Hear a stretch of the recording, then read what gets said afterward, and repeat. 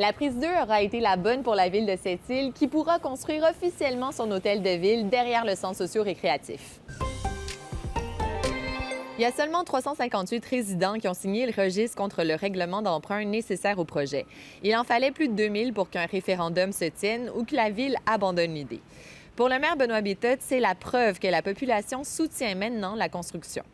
Résultat, le projet de règlement sera soumis au ministère des Affaires municipales. Une fois le financement du ministère confirmé, le chantier de 32 millions de dollars va commencer. Ça va être rapide, la construction pourrait débuter dès ce printemps et se terminer à l'automne 2027. Ce que vous voyez, c'est un nouveau logement destiné aux jeunes qui quittent le réseau de la protection de la jeunesse sur la Côte-Nord. Il est à l'image des 5 autres appartements annoncés aujourd'hui à Bécomo et à Port-Cartier par le ministère de la Famille. Depuis septembre, ces logements aident les jeunes de la DPJ qui atteignent la majorité dans leur transition vers la vie adulte. Une enveloppe annuelle de 100 000 $ a été donnée par le ministère aux OMH de Bécomo et Port-Cartier pour ce projet.